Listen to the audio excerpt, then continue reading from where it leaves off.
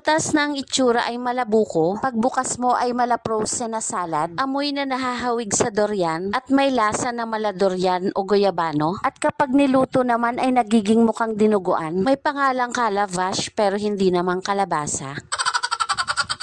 Dapat pala hindi miracle fruit ang tawag dito. Parang mas bagay dito ang magulo fruit. Char!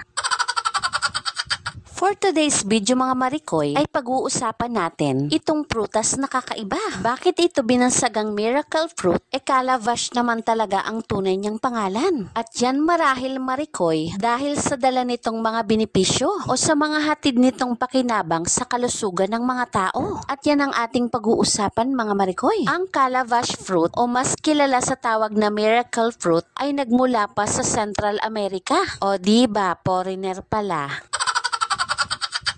Ayan marikoy, tinatanggal ko lang itong mga pulp o mga laman nitong miracle fruit. Sa totoo lang, habang ginagawa ko yan, ay zero knowledge ako tungkol sa prutas na ito. Amaze na amaze nga ang inyong marikoy. At first time ko nga nakakita ng ganitong prutas. Matatagpuan daw ang lugar na maraming miracle fruit sa bandang Nueva Ecija, Mindanao at maging Kabikulan. At doon nga ito nanggaling sa amin sa Sorsogon. Particularly nga sa Bacon, Sorsogon. Shout out po sa mga Diones and Lagitan family na nagbigay sa akin itong prutas. Salamat naman at may maiko-content.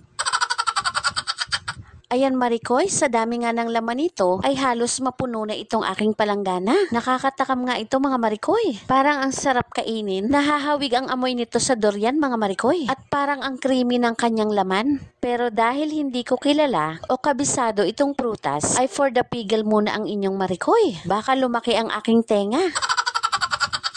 Buti na lang pala mga marikoy. Kasi alam nyo ba na ito ay hindi pala pwedeng kaining hilaw? Dahil ito ay nagtataglay ng lason na tinatawag na cucurbitacin na nagdudulot ng pagsusuka at diarrhea. Pero bakit ang ilan ay kinakain naman ito? At may mga nag-comment pa nga na pwedeng gawing shake. Siguro mga marikoy ay depende sa katawan ng tao o sa resistensya nito. Comment naman kayo dyan kung nakonsumo nyo ito ng hilaw at ano ang naging epekto sa inyo. Sa wakas natapos na rin. Ang cute nga ng kanyang shell. At ang normal nga na ginagawa dito mga marikoy ay niluluto ito para makuha ang kanyang juice. Habang ang naluluto ito mga marikoy ay paitim ito ng paitim. Magmumukha nga itong dinuguan mga marikoy. Habang ang may nakikita pa tayong mga brown o mga puti, ito ay hilaw pa. At magtatagal nga ito ng 45 minutes hanggang 1 oras. From time to time nga ang halo natin dito mga marikoy. Habang ang hinihintay nating maluto ito, ay ito na ang mga benepisyo nito.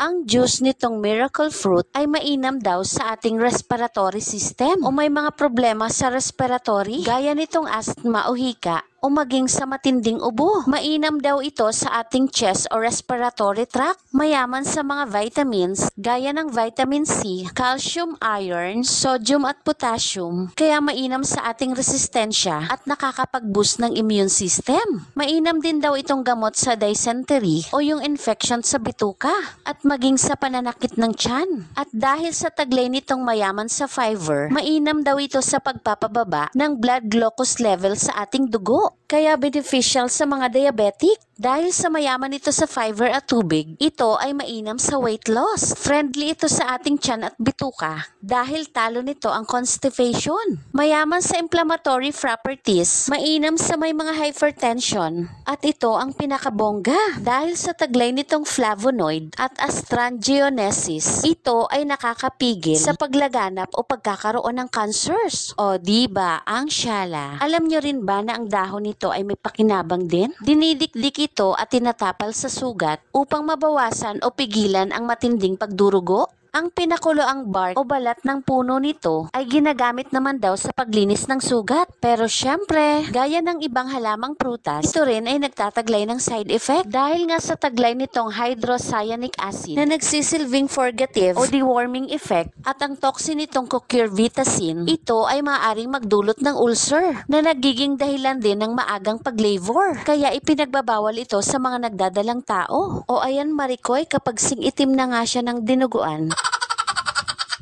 or after an hour na pagpapakulo, ay sasalain na natin ito upang mahiwalay ang kanyang pulp at ang juice. At ready to drink na nga ito mga marikoy. May amoy nga ito marikoy na matapang. At ang kanyang lasa ay may pagkakahawig sa ubas. At pwede itong tumagal ng 1 buwan basta't ito'y nakalagay sa ref. O siya, sige na at ito'y patapos na. At medyo happy nga rin ito si Mama Abing. Dahil ang pinaplano kong shake o ice candy gagawin, nagamit nga itong calabash fruit ay pwedeng-pwede pa rin pala. Gagamitin mo lang itong juice bilang main ingredients or siya ang iyong magiging flavoring upang ang dala nitong benepisyo at ang pangakong himala o miracle ay ating mai-enjoy. Disclaimer lang po, gaya ng ibang halamang gamot o prutas na gamot, ito ay hindi ipinapayong ipamalit sa ating gamot at maaring epektibo sa iba at sa iba naman ay hindi. Ang layunin lang po ni Mama Abing ay makapagbigay ng informasyon at naglalayong makatulong. Have a healthy drink mga marikoy. Yun lamang po. Salamat!